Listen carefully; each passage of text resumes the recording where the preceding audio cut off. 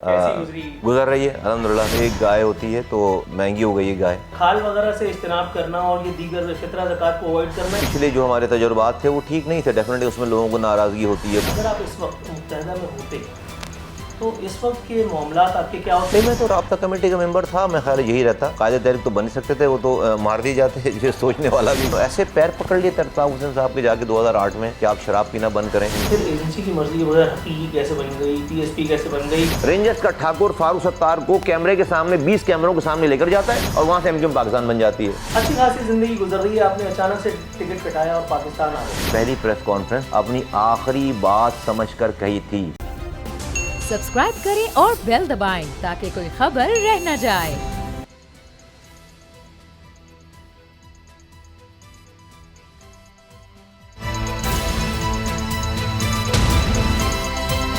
अब पता चला। जी अस्सलाम वालेकुम, मैं हूं नूरुल आरफीन सिद्दीकी और आप देख रहे हैं अब पता चला का खुसूसी ईद शो। ईद कुर्बान के इस मौके पर आज हमारे साथ जो शख्सियत मौजूद है, लाइटर मौज़ूआत पर निस्बतन हल्के फुल्की मामलात पर गुफ्तगू अब तक उनकी मेरा ख्याल है आपने नहीं देखी होगी, लेकिन आज ये जिसारत हम करेंगे और डट के करेंगे। मेरे साथ मौजूद हैं PSP के पाक सरजमीन पार्टी के कायदे तहरीक जनाब सैयद मुस्तफ़ा कमाल साहब। अस्सलाम वालेकुम मुस्तफ़ा भाई, कैसे हैं आप? वालेकुम अस्सलाम। कायदे तहरीक पे आप बड़े मुस्कुरा रहे हैं, क्या चक्कर है? तो आप कायद ही ना? हाँ जी अल्हम्दुलिल्लाह। कैसी गुजरी ईद? गुजर रही है अल्हम्दुलिल्लाह, थैंक यू वेरी मच, बहुत शुक्रिया महंगाई आपको। तो इतनी हो गई है कि इस वक्त तो लगता है कि गाय वाले बकरे पे आ गए और बकरे वाले जो है इज्तिमाई जो है कुर्बानी को फौकियत दे रहे हैं। आपने क्या किया? हाँ, गाय होती है हमारे यहाँ, एक गाय होती है तो महंगी हो गई है गाय, एवरेज किस्म की, तो वो महंगी पे आपने काफ़ी फोकस हाँ रखा। हाँ काफ़ी महंगी हो गई, काफ़ी फ़र्क आ गया पिछले साल और साल। इज्तिमाई कुर्बानी का रुझान काफ़ी बढ़ गया इस मरतबा। लाजमी, जाहिर सी बात है, लोग और बेचारे हिस्से भी काफ़ी परेशान, महंगे। लाजमी परेशान है लोग, तो जाहिर सी बात है लेकिन महंगाई करने वालों को कोई परेशानी, कोई शर्मिंदगी, कोई हजीमत का एहसास नहीं हो रहा। मैं और आप परेशान होते हैं तो होते हाँ, हमारे जो मुल्क के सरबराहान हैं, जो मुल्क के चलाने वाले हैं, वो फिल्थी रिच लोग हैं, बहुत बड़ी बड़ी सल्तनतों के जिस तरह मालिक होते हैं उस तरह के लोग हैं।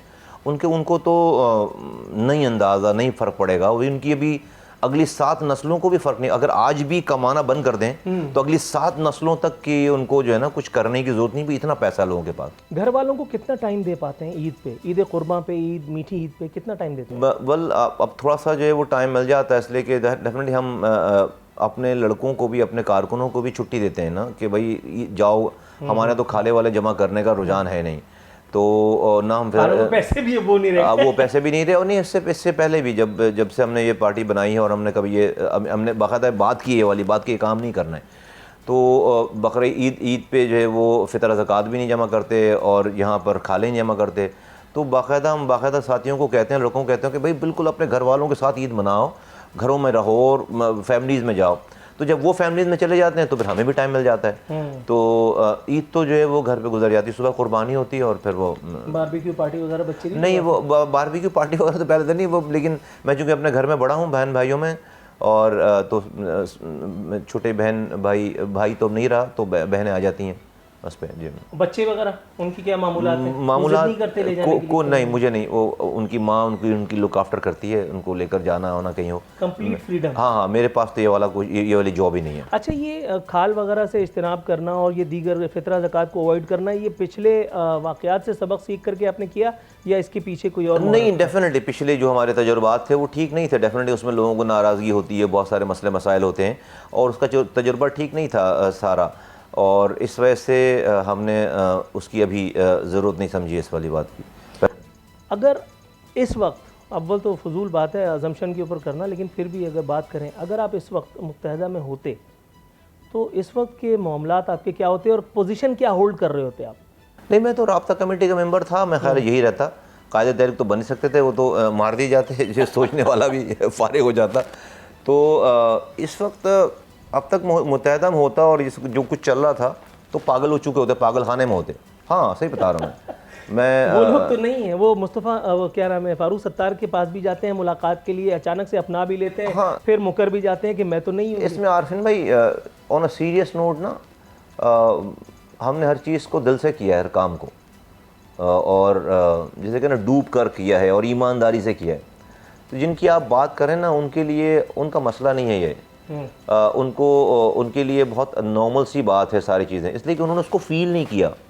हम जब जहाँ थे तो हम उसको फील करते थे, हम डूब कर चीज़ों को जो है करने ईमानदारी के साथ, इसलिए हमें उसकी फीलिंग्स भी बहुत ज़्यादा थी हमारे अंदर, उसकी जो है ना वो उसके रिएक्शंस भी बहुत ज़्यादा थे कि जब आप जेन्युइनली किसी चीज़ को आप कर रहे होते हैं ना, तो फिर आपको उसको आप हर्ट भी उतने सेंसिटिव हो जाते हैं, हर्ट होते हैं। तो हमने तो ऐसे पैर पकड़ लिए तरताब हुसैन साहब के जाके 2008 में कि आप शराब पीना बंद करें, उनको अस्पताल दाखिल करवाया था। 20 लोग गंवाए, 25 लोग गंवाए, ज़्यादा लोग गंवाए, हमने जाके पैर पकड़ लिए थे। कौन करता है? मेरी निज़ामत का उरूज था, उरूज 2008 तो मेरा पीक था। 2005 में मेरी निज़ामत शुरू हुई, 2008 तक तो मेरे सिग्नल फ्री कॉरिडोर्स वगैरह बन गए थे। तो वो तो मुस्तफ़ा कमाल को तो कोई नहीं पूछने वाला था, कोई उसके ऊपर इल्ज़ाम नहीं लग रहा था या कोई मुझे क्या जरूरत पड़ी कि बुराई लें। और मैं उस वक्त अपनी वाइफ को कह के जा रहा हूँ कि भाई ये देखो, मैं जो काम करने जा रहा हूँ तो होता है ये मुझे अगर वहाँ नहीं मारे तो मुझे यहाँ मारेंगे, तो अगर मुझसे नाराज़ हो गए ना तो मैं फिर आऊँगा तो डेफिनेटली यहाँ पे नहीं। तो मैं तुम्हें बच्चों के कपड़े बैग तैयार रखो, मैं जिस भी एयरपोर्ट पे दुनिया में कहूँ वहाँ पर आ जाना। कब हूँ मैं मेयर हूँ और मेरा कोई मसला नहीं, मैं राब्ता कमेटी के मेंबर में नहीं हूँ। उस वक्त हमारे अंदर जो है वो इतने पागल हैं हम कि हम ये वाला काम, किसी कोई पार्टी में हिम्मत नहीं थी कि हाँ मेरे साथ इशरतुल इबाद और फारूक सत्तार और अनीस कायम खानी, ये 3 लोग मेरे साथ गए थे, लेकिन उस कमरे में तो अल्ताफ़ हुसैन साहब का हाथ पकड़ के मैं अकेले लेकर गया हूँ। उस कमरे में तो मैं अकेले लेकर गया हाथ पकड़ के, और मैंने जाकर ऐसे बैठाया इसी तरह के सोफे पे, मैं नीचे बैठ गया, मैंने पैर पकड़े। खैर मैं आपको, वो इमोशनल हो गए, वो रोने लगे इस वाली बात पे। उन्होंने कहा अच्छा बोलो क्या करना है। मैं तो बिल्कुल आश्रय, जिस तरह मैं बोलता हूँ तेज, तो मैंने कहा भाई मैं खोद दूंगा जाकर कराची सारा, अगर आपने अपनी हमारे पास है ही नहीं, हमने कोई और बंदा बनाए नहीं है, पूरी कौम आपके पीछे लगी हुई। यार आप रात के 2 बजे जो है वो शाही सेठ को गाली बक रहे हैं, आप जो है वो दूसरों को गालियाँ बक रहे हैं, टीवी पे आकर गाली बक रहे हैं आप, तो ये इसलिए तो नहीं बनाए। तो वो उन्होंने कहा अच्छा भाई बोलो क्या करना है। हमने अगले दिन उनको रिहैब सेंटर दाखिल कराया, 48 दिनों तक वो जहाँ पर डिटॉक्सिकेट करते हैं लोगों का, वो सभी पीना शुरू हो उसके नहीं वो तो ठीक होकर आ गए थे वहाँ से ठीक हो गए। मैं सिर्फ एनीवे बताना मैं आपको ये चाह रहा हूँ कि इतना पेन लेकर आप जब ये करेंगे, कुछ चीज़ें करेंगे, तो आपके सवाल का जवाब आगे आ जाता हूँ आपके सवाल पर कि आपने कहा कि ये लोग ये कर रहे हैं, तो ये काम तो मुस्तफ़ा कमाल ने जो किया उस वक्त रहते हुए, ये काम तो किसी और ने नहीं किया। मैं उस वक्त स्ट्रगल कर रहा था और मैं एक प्रोग्राम किया करता था हॉट सीट। मैं अपने वीलॉग्स तो उस वक्त शुरू नहीं हुए थे, लेकिन मैं कहा करता था महफिल में, जो लोग मुझे जानते हैं उनको भी मैं गवाह बना सकता हूँ कि अगर लेमू पानी उस वक्त ईजाद हो गया होता तो MQM के ऊपर ये सवाल ना आता। आप इस बात से इत्तेफाक करते हैं कि अगर लेमू पानी ही हो जाता तो फिर आपको पैरों में बैठने की ज़रूरत नहीं थी, रिहैब सेंटर में दाखिल करने की ज़रूरत नहीं थी। महाजिर कौम के अक्सर मसाइल इस एक बात से जुड़े शायद है ना, शायद कि जो वो कहते हैं ना कि कुछ लोग शराब पीते हैं और कुछ लोगों को शराब पी जाती है। ओ एब्सोल्युटली, हाँ ऐसे ही है। तो जो है ना वो पी गई माजरत के साथ। आपका प्रोग्राम पता नहीं कैसा है, क्या जाए ना जाए, लेकिन पी गई ना हमने। ईद तो कहीं नहीं है, बात हो रही है। और पी गई वो, हमने बहुत कोशिश की कि वो जो है ना वो अच्छा वो ठीक होते ना, ख़त्म खुदा की, तो इतनी ज़बरदस्त पार्टी थी, सारा सला था। तो अभी होश में होते, चीज़ें करते उसमें, और इन खराफात के बाद अल्लाह मदद कैसे कर सकता है? अल्लाह ने अपनी मदद उठा ली और आज देखें कि आज रुसवाई का अंजाम है। हम भी मजबूरन हमने काम उस ईद में और इस ईद में सेनेटर मुस्तफ़ा कमाल, मेयर मुस्तफ़ा कमाल, राब्ता कमेटी मेंबर मुस्तफ़ा कमाल और PSP का मुस्तफ़ा कमाल, फ़र्क क्या देखते हैं? ज़मीन आसमान का फ़र्क है। और अल्लाह का शुक्र है कि जब आज मैंने लुक बैक एंड मैंने sit back and look towards the past, तो मुझे ऐसा लगता है कि यार कितना अच्छा काम अल्लाह ताला ने हमसे हमारे मरने से पहले करवा लिया कि आज जो है वो हज़ारों बच्चे नौजवान अपने घरों में ही ईद मना रहे हैं जो अपने घरों में नहीं आ सकते थे। आज जो वो हज़ारों लोग मरने से बच गए, आज जो वो सैकड़ों लोग शोदा कब्रिस्तान में जाकर दफन होने से बच गए, आज जो है वो लापता लोग बाजियाब होकर अपनी माओ के पास आ गए। और आज किसी को डर ये नहीं है कि भाई वो छुप कर आए ईद मनाने के लिए, मिलने के लिए, तो बाहर कोई गाड़ी आएगी तो जो है वो उसको खिड़की से छलांग लगाना पड़ेगा। इतना सुकून है, इतना सुकून है। और लोग यही नौजवान इस शहर के अमन को कंट्रीब्यूट कर रहा है, इस मुल्क को कंट्रीब्यूट। हाँ मसाइल हैं, मसाइल तो भाई पिछलों के जो है वो बोए हुए अभी तक हम काट रहे हैं ना। अभी तो हमने उस मसाइल को, उस बुराई बर्बादी को रोका है। हाँ जब इंशाल्लाह ताला स्टेबिलिटी आ जाएगी और हमारी बात लोग मान लेंगे पूरी, जब हमारे हाथ में कुछ होगा तो उसको ठीक भी कर देंगे। लेकिन वो जो तबाही बर्बादी चल रही थी वो रुक गई है, अल्हम्दुलिल्लाह वो रुक गई है। आपके हाथ में कुछ कैसे होगा? आपकी वो प्रेस कॉन्फ्रेंस जिसमें आप वापस आए, आपने लोगों को खिताब किया, आपने अल्ताफ़ हुसैन से बगावत का ऐलान किया, आपने अपने हुब का इजहार किया इस मुल्क से, इस कौम से, लेकिन उसके बावजूद भी एक आम महाजिर, ज़्यादातर की मैं बात कर रहा हूँ विद ऑल ड्यू रिस्पेक्ट, और ये अनफॉर्चुनेट है कि वो आपको कसूरवार समझता है, वो आपको मुजरिम समझता है, और ये बात मैं आपसे मुतअद्दिद इंटरव्यूज़ में भी पूछ चुका हूँ। आज भी उसके दिल में आपके हवाले से वो एक कहीं ना कहीं ग्रज, कोई एक छोटा कीना ज़रूर मौजूद है, जिसकी वजह से आप आज असम्बली में नहीं है। शहर नापुरसान हाल हो चुका है। मुस्तफ़ा कमाल, जिसको मुस्तफ़ा कुदाल कहा जाता था, जिसने शहर का नक्शा बदल दिया था नेमतुल्लाह खान साहब के बाद, आज न सिर्फ वो बेदस्तो पाया बल्कि पूरा शहर उसकी वजह से अफेक्ट हो रहा है।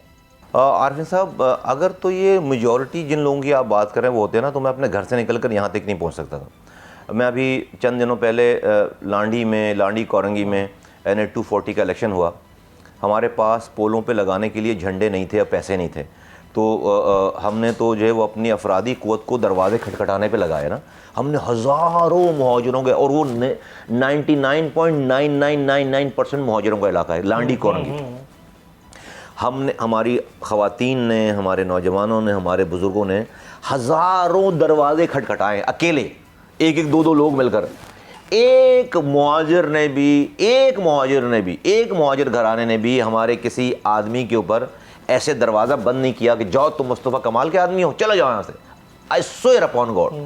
लोगों ने चाय पूछा है, पानी पिलाया है, अपने ID कार्ड दिए हैं, नंबर दिए हैं। नहीं आरफिन भाई, ये वो कीना परवर मुहाजिर हो सकता है कि जिसको इस कौम से कोई लगाव नहीं है, उसको सिटी गवर्नमेंट के 2000 रुपए की हराम चाहिए, उसको जो है वाटर बोर्ड के कनेक्शन बेचकर उसको हराम चाहिए, उसको कचरे का ठेका चाहिए। ये वो हरामखोर मुहाजिर तो हो सकता है, लेकिन ये कोई दयानतदार मुहाजिर तो मुझे दुआएं देता है, दयानतदार मुहाजिर तो मुझे गले लगाता है।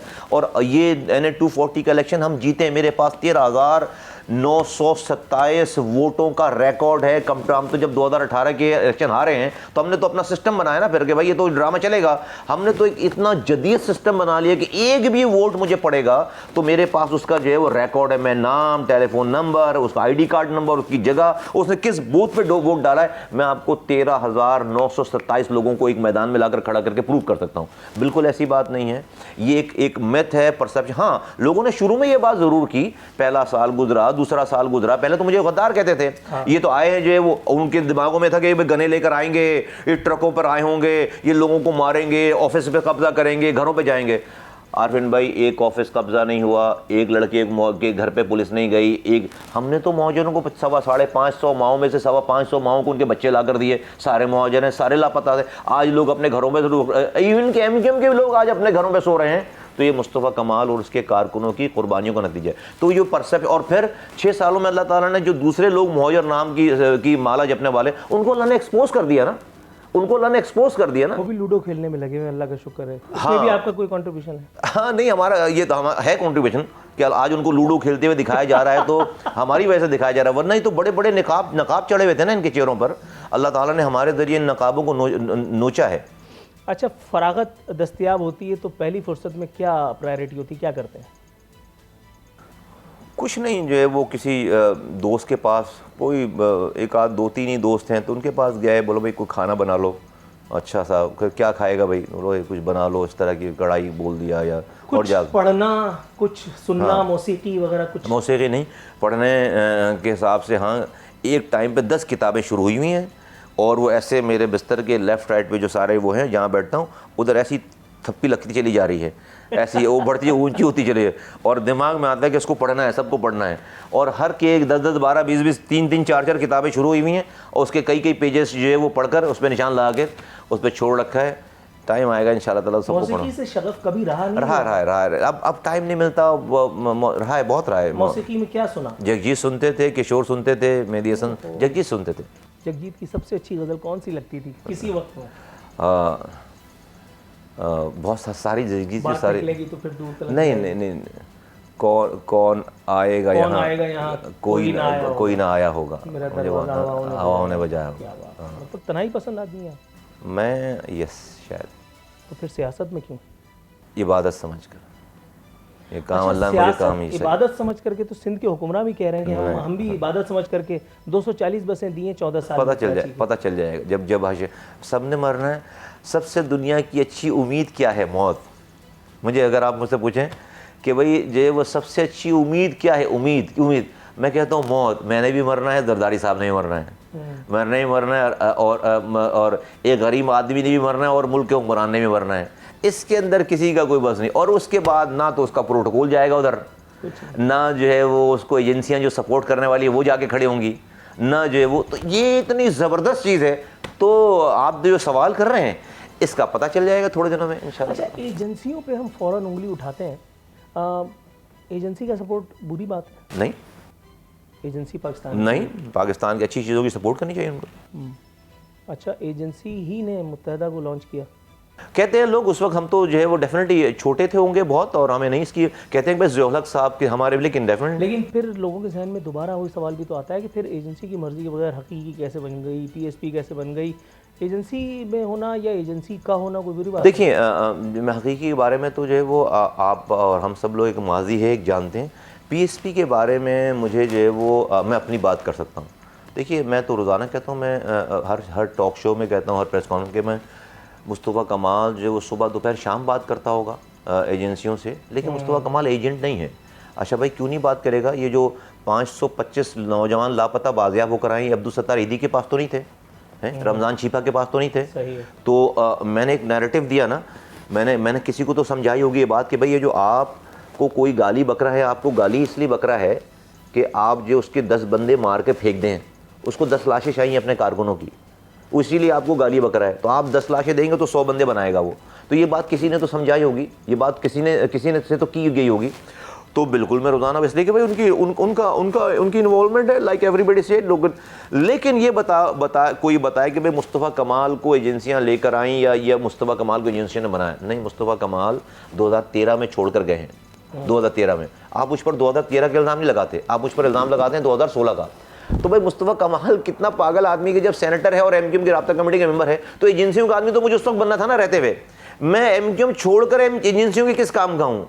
और 2016 में हम आ रहे हैं, और फिर 2016 में आने के 4 महीने के अंदर अनीस कायम खानी अरेस्ट हो जाते हैं, 6 महीने जेल रहकर आते हैं। मैं कैसा एजेंसियों का आदमी कोई कि मेरे आते ही जो अनीस कायम खानी मेरा राइट हैंड आदमी, एक ही आदमी तो अरेस्ट हो गया, जेल चला गया। फिर उसके बाद मेरे सामने हम आए 2016 में, और 2016 मार्च में हम आए, अगस्त में आपने एमक्यूएम पाकिस्तान बना दी।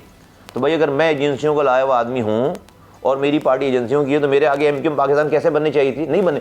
अच्छा, मेरे बारे में तो आपको गुमान होगा कि है या नहीं है, लेकिन भाई एमक्यूएम पाकिस्तान के बारे में तो कोई गुमान नहीं है।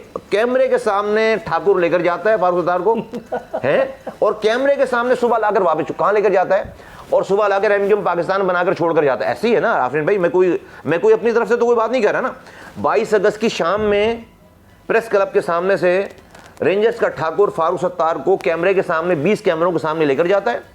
उस वक्त वो अल्ताफ हुसैन के आदमी थे और एमक्यूएम थे, और सुबह वो एमक्यूएम पाकिस्तान बनाकर उनको लेकर आता है कैमरे के आगे, उसी प्रेस क्लब पे छोड़कर जाता है, और वहाँ से एमक्यूएम पाकिस्तान बन जाती है। तो भाई मेरे बारे में तो आपको शायबा हो सकता है ना, कोई तस्वीर नहीं है, मुझे कोई ठाकुर ना लेकर गया ना लेकर आया। यहाँ तो भाई वीडियोस मौजूद हैं, सारी चीज़ें। तो नहीं, मैं एजेंसियों का आदमी नहीं हूँ ना, मैं एजेंट हूँ। लेकिन मैं रोज़ाना बात करता हूँ। एजेंसियों के होते हैं या नहीं होते? हो सकते हैं। नहीं, जैसे आपने कहा, देखिए एजेंसियों का होना या एक मिथ हो गई हर चीज़ हर दौर में। अब तो कई दफ़ा कई लोग कभी अब तो कई बारियां आ चुकी हैं ना कि कुछ अरसा जो है वो कुछ रहे हैं, उसके बाद अगेंस्ट हो गए, फिर दोबारा रहे हैं। तो हमारे यहाँ तो जो है वो शख्सियात पर पॉलिसीज़ है ना सारी। हमारे यहाँ इंस्टीट्यूशनल मेमोरी तो कोई है नहीं। हमारे यहाँ तो बंदा आता है, वो अपनी पॉलिसी लेकर आता है। एक बंदा आया, उसकी पॉलिसी और है, दूसरा बंदा आएगा, उसकी पॉलिसी कुछ और होगी। हमारे यहाँ तो अनफॉर्चुनेटली है, हमारे यहाँ इंस्टीट्यूशन की कोई मेमोरी नहीं है। हर आदमी को हर 3 साल बाद आप जो अलिफ बे पढ़ा रहे होते दोबारा बैठ के। अच्छा, अच्छी खासी ज़िंदगी गुजर रही है, आपने अचानक से टिकट कटाया और पाकिस्तान आ गए। वापसी नहीं होती, यहीं पे हिसाब किताब हो जाता, शोदा कब्रिस्तान की खुदा न खास्ता ज़ीनत बढ़ जाती, तो उसके बाद फिर झंडा लगाने के लिए भी वही साहिबान आए होते। दुनिया को कब पता चलता, कैसे पता चलता कि ये लोग क्या हैं, जो आपने उस वक्त बताया, जो आप कह रहे हैं कि मैं किसी के साथ नहीं था, किसी की हिमायत नहीं थी? बड़ा पर्टिनेंट क्वेश्चन है आपका ये वाला। और एक तो वो मुझे शोदा कब्रिस्तान में जगह नहीं देते, लेकिन उस वक्त तो मैं गद्दार था, गद्दार कहते हैं मुझे। तो मुझे तो किसी ऐसी नॉर्मल कब्रिस्तान में कोई घर वाले कोई दफना देते।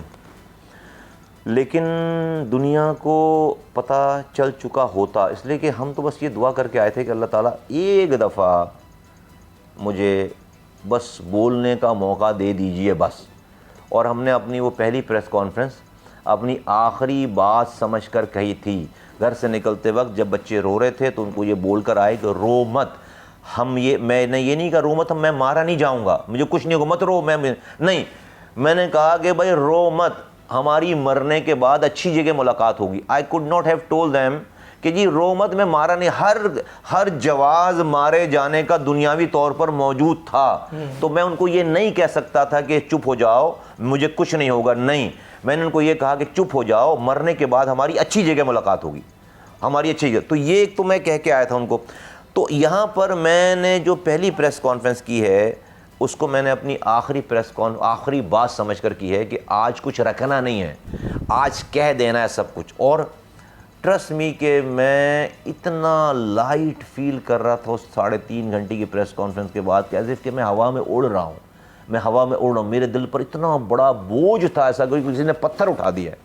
और बस वो दिन है और आज का दिन है, अल्लाह ताला की करामात देखते चले जा रहे हैं। अल्लाह ताला बड़ा करीम है। नाज़रीन, मुस्तफ़ा कमाल साहब हमारे साथ मौजूद हैं। यहाँ वक्त को एक मुख्तसर से वक्फे पे जाने का, वक्फे के बाद हाजिर होते हैं। अब पता चला। वेलकम बैक नाज़रीन, बदस्तूर मुस्तफ़ा कमाल साहब हमारे साथ मौजूद हैं। मुस्तफ़ा भाई, चरम कुर्बानी मुहिम एक तरह से लोगों से कनेक्टिविटी बढ़ाने का ज़रिया भी हो सकती है। ऑन द अदर हैंड आप इस एंड को क्यों नहीं कंसिडर करते? हाँ वो, लेकिन उसकी देखिए एक तो ये दीनी फरीज़ा है ये वाला ना, और उसके ऊपर एक जो हमारे पास तजुर्बात है ना, वो उसके बड़े बहुत ज़्यादा, उसके अंदर बहुत सारी चीज़ें जो लोग पहले कहते नहीं थे और फिर बाद में कहते थे, और उनको बहुत सारे लोग दिल से ये काम नहीं कर रहे होते थे, मजबूरन कर रहे होते थे, चीज़ें कर रहे होते। तो हमें ये फ़ील है, क्योंकि हमें सब लोगों से हमसे लोग बात कर लिया करते थे, उस ज़माने में भी कर लिया करते थे। तो मैं ये इस थॉट का मानने वालों कि यार पहले ना हम अपने लोगों की तरबियत करें, पहले हम अपने पास ऐसा क्लाउड बनाएं कि जो वाकई इसको काम इबादत समझ कर फिर करें। अगर कभी करना भी हुआ तो ऐसे लोग होंगे कि जो जाकर जो वो लोगों को नाराज़ ना करें, बल्कि लोग बनाएं। अगर कोई नहीं भी आपको खास दे रहा तो उससे ऐसी बात करके आएँ कि वार आपका गर्विदा हो जाए। तो अभी मेरे पास डेफिनेटली हम उस प्रोसेस से गुजर रहे हैं आरफिन भाई, और अभी हमारे पास डेफिनेटली मैं कॉन्फिडेंटली नहीं कह सकता कि मेरा आदमी बिल्कुल मैच्योर हो चुका है या बिल्कुल ट्रेन हो चुका है। एक टाइम आएगा, अगर हम ये समझेंगे तो फिर करेंगे ये वाला काम भी। दावत इस्लामी जैसी जो लोग हैं वो भी कर रहे हैं, जमात इस्लामी की अगर आप बात करें तो, लेकिन उन पर कभी आवाम का एतमाद ना मुतज़लज़ल हुआ, ना उस हवाले से कभी छीन झपट की कोई इल्ज़ामात लगे। ये हमेशा एक मखसूस जगह पे जाकर की नज़र सब ठहर जाया करती थी। क्या ये वजह भी है इज्तिनाब? जी डेफिनेटली यही है ना कि हमारे पास कई लोग जो उधर से आए हुए हैं, शक्लें वही हैं, चेंज हो गए हैं लेकिन शक्लें वही हैं। अब तो शक्लें देखकर ही जो है लोग फिर वो तमाम चीज़ें रिफ्लेक्ट करेंगी, चीज़ें होंगी। तो अभी हमें ज़रूरत नहीं है इस चीज़ की, मैं टू बी वेरी ऑनेस्ट। अभी तो हम अपने अभी बहुत बड़ा काम कर रहे हैं। हम अगर अपने शहर को ठीक करने लगें, अपनी चीज़ें होने लगें, तो ये खाल लेकर उसको बेचकर हम जो लोगों की कफ़ की फलाह करेंगे, हम सियासत में वो फलाह कर लेना, वो काम, वो मेहनत यहाँ लगा लेना हम। अच्छा, आप बख्शते कम है। इलेक्शन कमीशन की भी आजकल शामत आई हुई है, इलेक्शन कमीशन पे भी नाराज़ हैं आप। पिछले दिनों एक वाक़या हुआ मुफ्ती मुनीब के हवाले से, वो भी लोग एक्सपेक्ट नहीं कर रहे थे आपसे, क्या वजह थी? देखिए मैं बहुत ही प्यार से आप हमारी जान ले लें, दे देंगे, लेकिन होशियारी चालाकी नहीं, कहीं से भी नहीं। और इलेक्शन कमीशन का आपने कहा, इलेक्शन कमीशन आप देखें क्या करा रही है इलेक्शन कमीशन। यहाँ पे सिंध में भी हम विक्टिम है इसके। मोस्ट सेंसिटिव पोलिंग स्टेशन लिखा हुआ है इलेक्शन कमीशन की तरफ, मोस्ट सेंसिटिव। उस मोस्ट सेंसिटिव पोलिंग स्टेशन के ऊपर फ्रंट गेट पर एक पुलिस वाला और बैक गेट पे एक पुलिस वाला। कैन यू इमेजिन के मोस्ट सेंसिटिव खुद लिख रहे हैं, और उस पर तो आप, इसका मतलब है चोर को कह रहे हो चोरी करो और चौकीदार को कह रहे हो छुट्टी पे जाओ। भैया आप नॉर्मल जो है वो चीज़ों पे रेंजर्स लगाते हैं, चीज़ें करते हैं, तो आप वहाँ पे मोस्ट सेंसिटिव ये किया, तो इसका मतलब है कि आपका प्लान था सारी।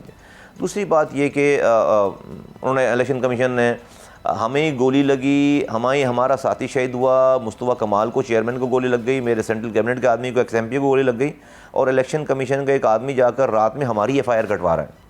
तो ये उसकी क्या मजाल हो सकती है, क्या कर सकता है? तो ये सारी चीज़ें थी जिसकी वजह से इलेक्शन कमीशन के ऊपर हम ये बात कर रहे हैं। और फिर आपने सिंध का इलेक्शन देख लिया कि जहाँ पर जो डाकू जो है वो प्रिजाइडिंग ऑफिसर को भी डब्बे भी ले जा रहे हैं, और पुलिस भी खड़े होकर जो स्टैंप लगा रही है, टीवी पे चल रहा है क्या। शरजील मेमन तो कह रहे थे 2 लोग मर गए, लेकिन फिर भी इंतखाबात सही हुए हैं। तो अब इस पर अब आप बता दें कि इलेक्शन कमीशन के लिए क्या कहना चाहिए। कम से कम भाई शरजील मेमन तो इलेक्शन कमीशन नहीं है ना, इलेक्शन कमीशन का एक के वहाँ भी नहीं, भी बहुत ज़्यादा जो है वो इंतज़ामिया ने जो एक बयान नहीं है तो इलेक्शन कमीशन की बात। मुफ्ती मुनीर साहब से बुज़ुर्ग हैं, हमारा कोई उनसे ना लड़ाई थी पहले, ना है ना आज है। हमारे ऊपर जब ये वाक़या हुआ, हम पर जब फायरिंग हो गई हमारे ऑफिस में, मेन ऑफिस पे हम बैठे थे, हम पर फायरिंग हो गई, हमारा साथी शहीद हो गया, मुझे गोली लग गई, मेरे सेंट्रल कैबिनेट इफ्तिखार आलम को XMPA को गोली लग गई, सीने से आर पार हो गई 2 गोलियां, मेरे कोऑर्डिनेटर को गोली लग गई, मेरे यहाँ के साथी को शोल्डर पार गई गोली। ये सब कुछ होने के बाद अनीस कायम खानी एक टीवी इंटरव्यू देते हैं, और इस इंटरव्यू में अनीस कायम खानी ने कहा कि जो है वो जो लाहौर में TLP ने किया है, पुलिस वाले मारे हैं, हम इसको यहाँ पर ये नहीं करने देंगे, ये लाहौर नहीं है। उस पर जो है वो मोहतरम मुफ्ती साहब का जो है वो एक ट्वीट आया, और वो अनीस कायम खानी के ऊपर तंज़ किया उन्होंने और उनको क्रिटिसाइज़ किया। हमें उस पर तकलीफ़ हुई, हमें उस पर दुख हुआ कि ऐसे मौके पे अगर अनीस कायम खानी ने ये वाली बात कर भी थी, एक तो उनको नहीं की थी, TLP वालों को की थी, तो उस पर उनको मुफ्ती साहब बड़े हैं, उनको हमसे ताज़ियत करने के बजाय उनको जो है वो तंज़ करना नहीं बनता था उनका, उनसे तो कोई हमारा वास्ता नहीं उनको, तो वो आए उसमें, तो उसके इस वजह से डेफिनेटली मुझे उनको जवाब देना पड़ा। फिर उन्होंने एक लेटर लिखा, तो फिर मैंने एक लेटर लिखा। फिर एनीवे जो है वो यहाँ पर रफ़ीक परदेसी साहब आए थे हमारे पास, उन्होंने कहा कि इसको बात को ख़त्म करते हैं। उन्होंने कहा हमारा उनसे कोई मसला नहीं, TLP से हमारा मसला है, उनसे हमारा कोई मसला नहीं। उन्होंने हमारा साथी शहीद किया है, हमारे लोगों को गोलियाँ मारी हैं। मसला आपका TLP है या TLP को चलाने वाले? नहीं, हमारा मसला जो है वो देखें, चलाने वाले TLP को आप एक सियासी जमात समझते हैं? नहीं समझता मैं TLP को सियासी जमात। TLP हमारा मसला, देखिए एक तो देखिए मुझसे कोई इस वाली बात पे मेरा हक़ नहीं छीन सकता कि मैं आशिक़ रसूल बड़ा हूँ या कोई दूसरा आशिक़ रसूल। कौन ये डिसाइड करेगा? मैं तो किसी को नहीं अलाउ कर सकता है कि कोई डिसाइड करे कि वो आशिक़ रसूल बड़ा है। कैसे पता तुम्हें मेरे 24 घंटे का, सुबह से लेकर रात? आ जाओ, जो क्लेम करता है वो आए बैठे और अपने सुबह से लेकर 24 रात को सोने तक और सोने के बाद से उठने तक के जो है अपने अल्लाह के रसूल सल्लल्लाहु अलैहि वसल्लम से इश्क के दावेदार जो बन रहे हैं, वो अपने अमाल रखें सामने कि वो अल्लाह और उसके रसूल सल्लल्लाहु अलैहि वसल्लम की कितनी अहकामात की पाबंदी करते हो। मुस्तफ़ा कमाल अपने अहकामात रखता है, आ जाओ, बड़े बड़े मैं लोगों को आकर चैलेंज करता हूँ। तो ये मेरा और अल्लाह का और उसके रसूल का मामला है। मैं इसके अंदर किसी को इजाज़त नहीं दे सकता कि कोई आकर मुझे ये सर्टिफिकेट दे या अपने आप को ये क्लेम करे। नंबर 1, सियासत सबको करने का हक़ है, लेकिन अगर इसी बात को अगर मेरे मुंह पर अगर कोई जो है वो आकर लब्बैक के नारे लगा रहा है, तो मेरा ये सवाल है कि भाई मैं कौन हूँ? मैं हिंदू हूँ, मैं यहूदी हूँ, मैं कौन हूँ? भाई एक यहूदी के ऊपर आप लगाए मुँह के, उसको बताएंगे लब्बैक, तो भाई समझ में आती है बात। एक जो है वो हिंदू के ऊपर आप लगाएं, कोई इजराइल से आए वो उसके ऊपर लगाए।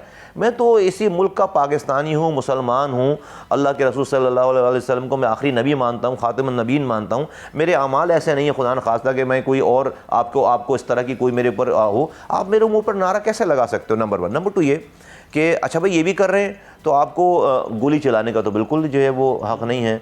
अगर गोली चलाने वाली बात है तो आरफिन भाई, तो हम तो ये सारे काम ये जो हमारे पास शहर में आज अमन, अल्लाह माफ़ करे, ये तो जो वो कैसे मुकाबला हो सकता है, कोई हमसे कैसे कर सकता है? अगर इसी की बात है तो फिर तो भाई शहर में 40 साल से गोलियां चल रही थी ना। हमने तो बड़ी मुश्किल से बड़े बड़े कैशेज़ है, ये जो नौजवान है शहर के, मैं आपके ऑन रिकॉर्ड टीवी आपके कैमरे के सामने कह रहा हूँ कि जो बहुत बड़े बड़े कैशेज़ आपको आर्म्स के रिकवर होते हुए नज़र आते हैं, ये रिकवर नहीं होते, ये दिए गए हैं। मैं बोल रहा हूँ आपके कैमरे के सामने, इस शहर के नौजवानों ने हवाले किए हैं, बहुत बड़े बड़े असलहे के ज़खायर हवाले किए और वो नेक रस्ते पे, सीधे रस्ते पर आए, जब जाकर आज इस शहर में अमन है। तो हमसे ये वाली ड्रामेबाजी ना करें, कोई भी ना करे ये वाली बात। तो इस वजह से, और फिर अगर कोई इस्तेमाल हो रहा है तो उसको इस्तेमाल होने की कॉस्ट पे करनी पड़ेगी, इस्तेमाल होने की कॉस्ट पे करने। अगर मामी कहेंगे भाई वो तो इस्तेमाल हो रहे हैं, उनको कोई इस्तेमाल कर रहा है, तो भाई इस्तेमाल होने की फिर कॉस्ट है ना, फिर कॉस्ट पे करनी पड़ेगी फिर। दुरुस्त है। अच्छा ये मुझे बताएं, मजमूई मुल्क की सूरत हाल, मुस्तफ़ा कमाल एक पॉलिटिकल लीडर की नज़र में इस वक्त क्या है? ईद का त्यौहार आया है, लेकिन ईद की हकीकी खुशियाँ इस वक्त मुझे लगता है कि मांद पड़ गई हैं, लोगों की क़ुव्वत ख़रीद कम हो गई है, बाइंग पावर उनकी रिड्यूस हो गई है। आप क्या देख रहे हैं? मैं समझता हूँ कि मुल्क और कौम के लिए कोई फ़ैसले नहीं कर रहा, अपनी ज़ात के लिए फ़ैसले हो रहे हैं, और मैं से शुरू होकर मैं पर ख़त्म हो रही कहानी। हर कोई जो भी है, जो बाहर है हुकूमत से वो भी, और जो हुकूमत के अंदर है, और जो ताकत में है, जो ताकतवर और लोग हैं, सब लोग अपनी पर्सनल चक्करों में लगे हुए हैं कि मेरी कहाँ से, कैसे, किस जगह से, किस फॉर्मूले से मेरी बचत है, किस फार्मूले से जो है वो, अगर आप आराम से बैठ कर देखेंगे तो आपको 4 मिनट में सब कुछ पता चल जाएगा। इसलिए मुल्क जो है वो किसी भी सही डायरेक्शन में जा नहीं रहा। अब बड़ा आसान है, आप एजेंसियों पे नाम लगा दें, आप किसी एक इदारे पे नाम लगा दें कि ये उसकी मर्ज़ी से, उसकी वजह से हो रहा है, लेकिन पर्सनल कैरेक्टर का, पॉलिटिकल लीडरशिप की विद ऑल ड्यू रिस्पेक्ट ना होना भी तो इसकी एक वजह है। नहीं, डेफिनेटली यही है। मैं तो किसी भी एजेंसी के ऊपर नहीं कह रहा हूँ, ये वाली बात नहीं कर रहा हूँ। ये जो लोग, और भाई सारी बातें जो पॉलिटिशियन मान लेते हैं कि एजेंसियों की सारी बातें तो नहीं मानते। ये तो ये ब्लेम देने वाली बात है सारी कि भाई ये सब इतने नन्हे तो कोई भी नहीं है। देखिए, पर्सनल कैरेक्टर की ही बात है। आपके पास किरदार नहीं है, आपकी 4 आइटम आपके फंसे हुए हैं, तो आपको मजबूरन जो है वो बहुत सारी चीज़ें करनी पड़ती हैं। कल को फिर आप ब्लेम लगा रहे होते हैं। तो ना जाने वाला जो है वो ठीक था, और ना जो अभी वालों ने अपने ठीक होने की कोई निशानी छोड़ी है। अच्छा, अभी कुछ अरसे पहले खालिद मकबूल सिद्दीकी ने वकला के झुरमुट में खड़े होकर के और बाकायदा एतराफ़ जुर्म फरमाया। उन्होंने कहा कि हम 12 मई को इस्तेमाल हुए। इस एक एतराफ़ जुर्म के बावजूद भी ये मार्का, जिसका अभी थोड़ी देर पहले जिक्र हो रहा था, उनके नाम रहा, चाहे मार्जिन कम ही हो। कराची के लोगों का एतमाद बहुत कम हो गया उन पर, इसमें कोई दो राय नहीं है। लेकिन उसके बावजूद भी अगर वो इस सो कॉल्ड फतह पर इतराते फिरें, तो आप उनके लिए कोई तिब्बी नुस्खा तजवीज़ करेंगे या उन पर एतमाद का इज़हार करने वालों के लिए? नहीं, मेरा नहीं ख्याल है कि वो इतराते फिर रहे हैं। पहली दफ़ा जो मैंने इतराना नहीं देखा, और कोमा में हैं सारे लोग। और हाँ, मेरी तो ना कोई स्टेटमेंट नज़र आई है, ना कोई जुबलेशन नज़र आई है। और उनको आमिर खान और वसीम अख्तर के बयान मैंने पढ़े थे, वो खुद आपको नाम नहीं लिया, लेकिन उन्होंने कहा कि जो वज़ीर आला लाने के दावेदार थे वो अब मुँह छुपाए फिर रहे हैं। नहीं, कोई मुझे, आपको पता, हम तो भी हारने के बाद 16-17वां दिन चल रहा है, 15वां दिन हम ही बज रहे हैं हर तरफ। उस वक्त से लेकर अब तक जीतने वालों का मुझे कोई दिखा दें कोई सारी चीज़ें। मेरा ख्याल है कि नहीं, ये वो सीट है NA 240 जो कि जिसे कहते हैं खंबा वोट, ये तो खंबा वोट वाली सीट थी। लालू के से ज़्यादा स्ट्रॉन्ग सीट थी MQM की। 34 सालों से अनडिस्प्यूटेड यहाँ पर उनका आदमी रहा। 2018 में जैसे भी इलेक्शन हुए 61,000 वोट लिए थे इनके कैंडिडेट ने, और नंबर 2 आने वाली पार्टी के 30,000 वोट थे। तो 30,000 का डिफरेंस था, 30,000 की लीड से जीते थे। और वहाँ पर 2.5 लाख वोट पड़े थे उस वक्त, उनको 60,000 वोट पड़े थे। अब 10,100 समथिंग वोट इनके हैं, 10,100 समथिंग वोट TLP को लाकर इनके बराबर में खड़ा कर दिया, और डिफरेंस दिखाया 65 वोट। 65 वोट से डिफरेंस है, ऐसे मुंह पर मार दी इनकी सीट कि लो अगली दफ़ा नहीं तुम्हारी ये सीट, अगली दफ़ा तुम्हारी सीट नहीं। क्यों अभी क्यों दे रहे हैं? अभी इसलिए दे रहे हैं कि ये हुकूमत 2 सीटों से चल रही है। 172 की ऐवान चाहिए हुकूमत बनाने के लिए, 174 हैं। उस 174 में 6 सीटें MQM की हैं, 7वीं ये 7 सीट MQM की। तो अगर ये 1 सीट MQM ज़िद्दी बच्चे की तरह जो है कहते नहीं हमसे सीट छीन ली। लेकिन आपने 7 सीटों पे आमिर खान का बयान नहीं सुना। इस पर आते हैं एक मुख्तसर से वक्फे के बाद। नाज़रीन हमारे साथ रहिएगा। अब पता चला। वेलकम बैक नाजरीन, इख्तितामी लम्हात शो के आन पहुँचे। मुस्तफ़ा कमाल साहब, 7 सीटों की बात हो रही थी, 7 सीटों पर भी आज आमिर खान साहब का अगर आप बयान आर्काइव से निकलवाएं तो वो फरमाते हैं कि हमारी पावर ये है कि हमने कल इमरान खान को हटाया और आज चाहें तो इस हुकूमत को भी हटा सकते हैं। तो मतलब नशा तो अभी भी सर पे है। हाँ, नहीं, बोलने में कोई हर्ज नहीं, बोलने के पैसे तो नहीं लगते, बोलने में तो जो है कोई मसला नहीं है। लेकिन जो है वो आप देख लें कि पीपल्स पार्टी 3 दफ़ा तो ये कह चुके हैं कि हमसे गलती हो गई पीपल्स पार्टी के साथ देके।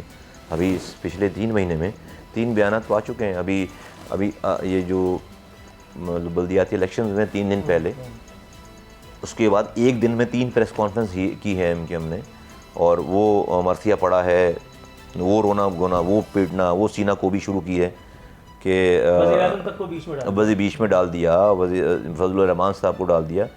तो अगर सब अच्छा है, इतनी पावर है, तो फिर अगर इनकी जो आप जो बात फरमा रहे हैं साहब की, तो फिर तो ये करने की ये फिर ये करने की क्या ज़रूरत थी, इतनी आहो बका मचाने की क्या ज़रूरत थी, कर दें। अच्छा, इमरान खान के दौर में महंगाई थी, इसलिए MQM ने मान लिया कि हुकूमत का साथ देने से इनकार कर दिया। इस वक्त तो महंगाई सवा नेज़े पर है, इस वक्त MQM नहीं ना उस वक्त MQM सच बोल रही थी, ना आज सच बोल रही है। टोटल मसला जो है वो देखें इक़्तिदार का है यकीनन, कि भाई हर दौर में हुकूमत में रहना है।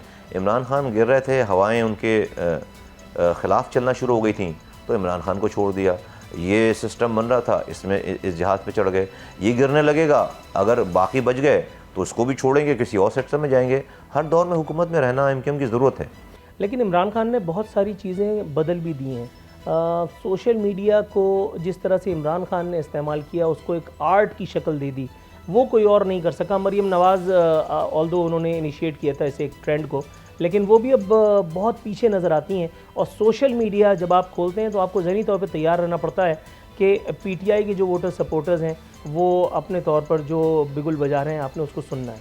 आपके साथ इस किस्म की कोई चीज़ नहीं हुई? देखिए, ग्राउंड रियलिटीज़ लेकिन बहुत ज़्यादा देर तक सस्टेन नहीं कर सकती हैं आपकी किसी क्लेम को, अगर उसका ग्राउंड पे उसके असरात ना हो। अगर तो ऐसा होता ना, तो आप देखेंगे जब इमरान खान पहले दिन हटे थे, उसकी पॉपुलैरिटी में और आज की पॉपुलैरिटी में जो है वो बिल्कुल फ़र्क है। सो मच तो कि उनका जो धरना था या जो रैली थी वो जिस तरह फिज़ल आउट हुई और उसके बाद अभी तक वो डेट नहीं आ पाई है।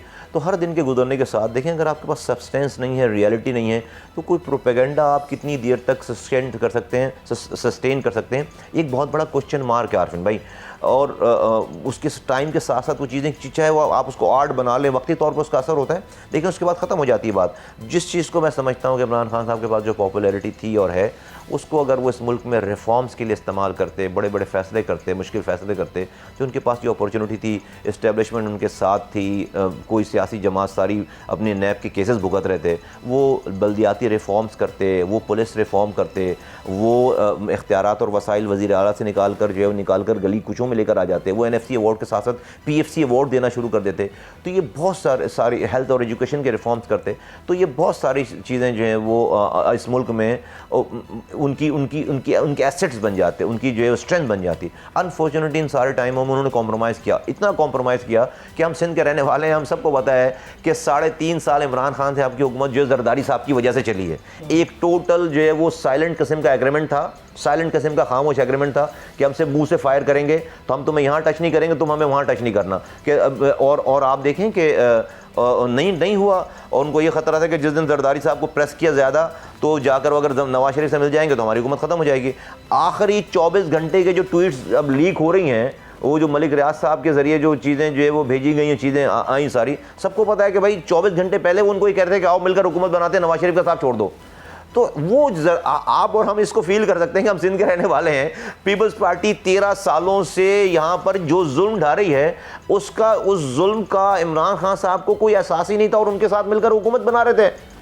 लेकिन मेरा ख्याल है आपकी नज़र से वो मुजाहरे नहीं गुजरे, वो अवामी इज्तिमात नहीं गुजरे जो कराची में, गुलिस्तानी जौहर में, गुलशन में, शारा फैसल पे जो PTI के वोटर सपोर्टर्स और इमरान खान के चाहने वालों ने इज्तिमात किए।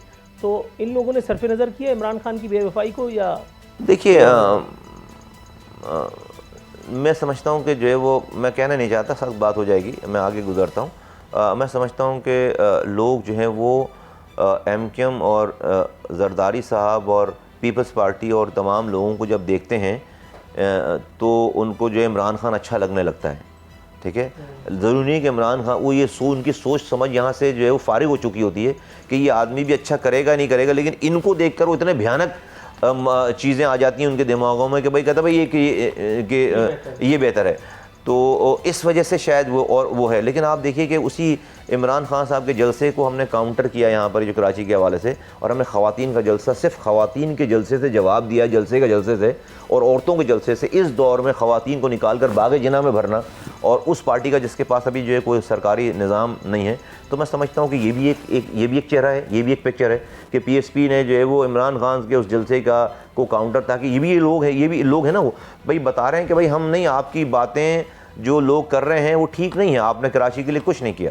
कराची की इस दुर्दशा में, कराची की इस अबतर सूरत हाल में, कराची वालों की खामोशी का, उनके अपने जराइम का, इन्वर्टेड कॉमास में, कितना हाथ देखते हैं आप? महाजिर कौमी मूवमेंट की शमा इस मरतबा भी रोशन नहीं हो सकी, PSP का उम्मीदवार इस मरतबा भी हारा, फिर मुत्तहदा का कोई वोटर सपोर्टर आकर के और उनको जितवा करके चला गया। इस मरतबा भी मामलात ऐसे ही हैं, बारिश आ रही है, बारिश में फिर वही बारिश आता है और पानी आता है, उसके बाद भी हम बैठ कर के सोच रहे हैं कि शहर कैसे ठीक होगा। देखिए, ये तो मैं आपको बिल्कुल प्रूफ के साथ कह सकता हूँ कि जो है वो मुहाजिरों ने NA 240 में MQM को, मुत्तहदा कौमी मूवमेंट को नहीं जितवाया, वो हार गए हैं। लेकिन अगर आप मेरी बात, डेफिनेटली रिज़ल्ट तो ये नहीं आया, रिज़ल्ट तो जो आया वो आप बता रहे हैं।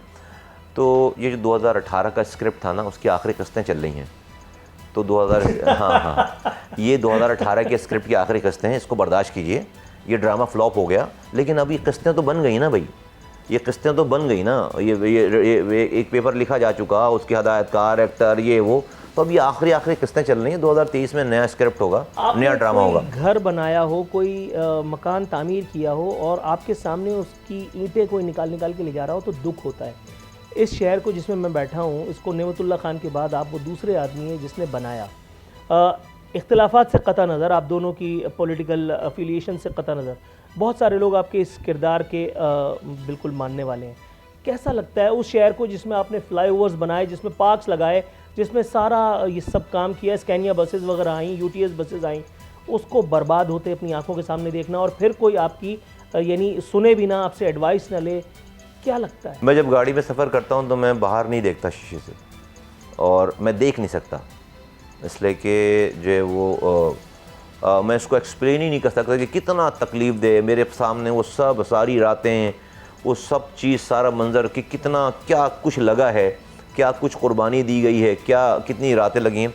तो सिंपल कि मैं उसको देख ही नहीं सकता, मैं नहीं देखता हूँ। मैं गाड़ी में बैठता हूँ, फ़ोन देख रहा होता हूँ, कुछ पढ़ रहा होता हूँ, अपने काम, मुझे नहीं पता होता कि कहाँ से गुजर रहे हैं, कैसे गुजर रहे हैं। कई दफ़ा मेरी जो है नज़र जाती है तो मेरी तबीयत ख़राब हो जाती है, मैं नहीं पता। फ्रस्ट्रेशन नहीं होती है फ्रस्ट्रेशन तो बहुत पीछे रह गई है। सब छोड़, फ्रस्ट्रेशन तो बहुत, काश कि मुझे जो है ना मेरे पास ये ऑप्शन होता कि मैं सब कुछ छोड़ दूँ। ये जो कलमा पढ़ लिया है ना, बड़ा मसला है भाई। ये ना इसके बाद ये है कि अल्लाह के आगे जवाब देना है, मरना है, मरने के बाद जवाब देना है। ये तो जवाब देने वाला जो आइटम है ना, ये बड़ा ख़तरनाक है। इस जवाब देने के चक्कर में बहुत सारी दिल की चाह जो है ना वो यहीं पर मार दी जाती है। वरना अगर आप मुझे पूछें, आज को मुफ्ती कोई इल्म वाला आदमी, बड़े से मैंने रुजू किया कि भाई मुझे ये बताओ कि मैं छोड़ना चाहता हूँ सब कुछ, सारा मेरा काम नहीं है, मेरे में कोई नहीं, सवाल ही नहीं पर तुझसे हिसाब किताब होगा। अल्लाह ताला ने तुझे काम सिखाया, बताया है, आखिरी सांसों तक ये करते करते मरना है तुझे, अब यही काम करना है, आवाज़ लगाते मरना है। इस चीज़ की परवाह किए बगैर कि रिजल्ट इसका क्या आ रहा है, तुझसे रिजल्ट का नहीं पूछा जाएगा। आप यकीन करें, अगर मुझे ये ऑप्शन हो आज, तो मेरा ये ब्रेड एंड बटर नहीं है आरफिन भाई। मैं तो जो यहीं से उठूं, आपके साथ ही चल पड़ूं, मेरे पार्टी वाले भी मुझे ना लूं। ब्रेड एंड बटर, मैं इसको वाइंड अप करूं, ब्रेड एंड बटर मलेशिया के मुस्तफ़ा टावर से है या कहाँ से? ब्रेड एंड बटर जो है वो मैं तो कह रहा हूँ भाई, मुझे टावर मेरा दिखा दो ना यार मुझे टावर दिखाओ ना, मैं भी तो जो है वो कुछ मज़े करूँ ना। ये कैसा मेरा टावर है कि जो उसका फैज़ मुझे ही नहीं पहुँच रहा। तो नहीं, बस मैं कंसल्टेंसी करता हूँ, मैं अपने कुछ काम करता हूँ, डेफिनेटली जो एक गुजर बसर हो रहा है किसी तरह से, अल्लाह ताला मामलात में मदद फरमाए परवरदिगार। नाज़रीन, ये थे सैयद मुस्तफ़ा कमाल साहब, ये था ईद शो। इसमें ईद कहाँ है ये ढूंढिए, इसी पर इनाम रखा है। इंशाअल्लाह ताला फिर मुलाकात होगी। फी अमानिल्लाह।